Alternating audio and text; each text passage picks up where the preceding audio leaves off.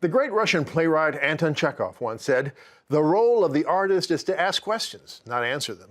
So, how well did artists, Broadway plays, and late-night entertainers do that in this politically turbulent year? Joining us now to answer that question and to review this past year on Broadway and the arts is New York Post theater columnist and WOR 710 morning radio host, Michael Riedel. Michael, welcome back to the program. Good to be with you. So, Michael, I think most of the people who are watching us right now remember the evening shortly after the presidential election in 2016 when Mike Pence went to see Hamilton, and during curtain call, Brandon Victor Dixon, then playing Aaron Burr, read out on behalf of the whole cast a very sharp note directed at the vice president. That was a harbinger of things to come, not only in Broadway, the theater, but the whole entertainment industry.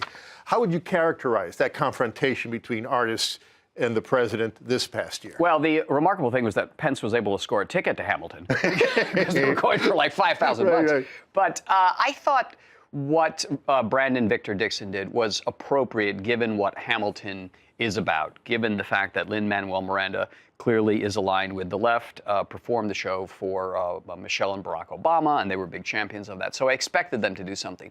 And I thought that they handled it tastefully. Now, it so happened Pence had left the building, so we didn't hear it. But that was probably the classiest protest, I think, because since then, as this country has become more and more polarized, you see a number of artists who are genuinely angry. And you may remember Patti LuPone was once asked, would she perform for Trump? And she said words that I cannot say on this show.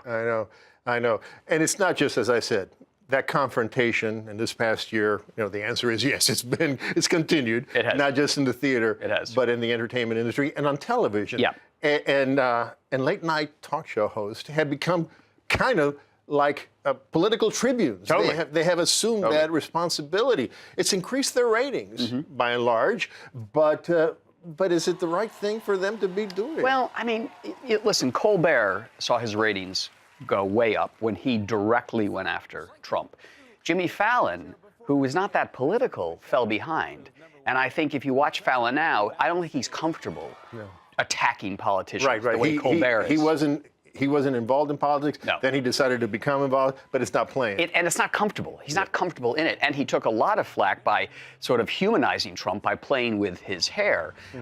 Colbert made the decision, okay, he's a man of the left and he's going to attack Trump, and he's comfortable doing that. Fallon is still finding his way. But, I'm old-fashioned.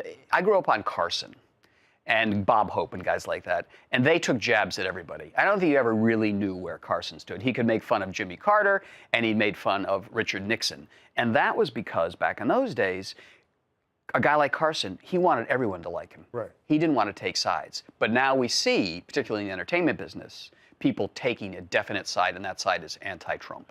And Carson wanted everybody to like him because everybody was watching. Absolutely. I mean, he had the average 9 million viewers a night. That's right. His last week of his tenure, it was 19 million a night. Right. That's These guys are lucky if they get 4 million. Right. Because the audience is fractured. So it's a smart thinking, knowing that there's a niche audience out there for them to be going after certain and saying to everybody else, forget it. The most interesting event in the entertainment business, I thought, though, was the success, until she imploded, of Roseanne Barr, who is a Trump supporter in real life and who played the characters Trump supporters. And you did see that an audience for entertainment that responds to Donald Trump, who voted for him, they went to that show. That show had huge ratings for a network show. A network show had not reached that many people in a long time. And then Roseanne had her racist tweets and imploded, and the show, without her, just hasn't been able to succeed. So a late night show could theoretically be a pro-Trump and get the numbers. Possibly. It's, the humor on the right comes from the Rush Limbaughs. Talk right guys like that are quite funny. And the left has never been able to perfect that. They had Air America, it didn't take off. Yeah, man. And NPR, I think, definitely has a left-leaning slot. But, when they try to be funny, it's kind of awkward because that's not what they're comfortable doing, where Rush is a satirist, and his people respond to his satire. The critics of the arts going political, of the entertainment industry going political, say, specifically about the theater is supposed to be a safe place. In fact, that's a quote from Trump. But it's not just Trump or his supporters, others say it. It's not supposed to be political. It's not supposed to be attacked. But I think if you go back to Aeschylus, Yeah. the theater, Absolutely. right, it's been political. Always. Listen, you have your nice musical comedy. It's just going to be for entertainment. But playwrights have always tackled the big issues of the day. Where it gets interesting, though, to me is go to the theater a lot.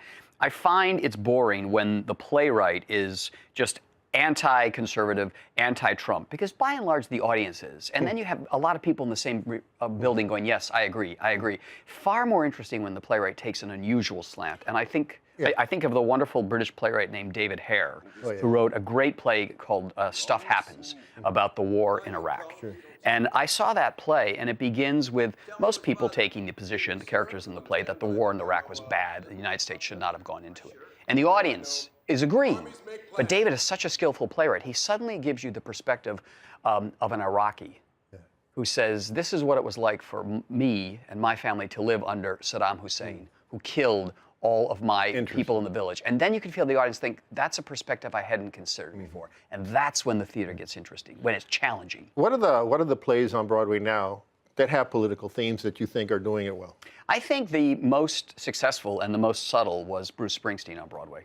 Because even as rich and successful as he is, he connects to working class people. And I think he connects to people who are working class on the left, but also on the right. And he makes a political point about don't forget these people. I mean, Trump got elected in large measure because a lot of those working class people were forgotten.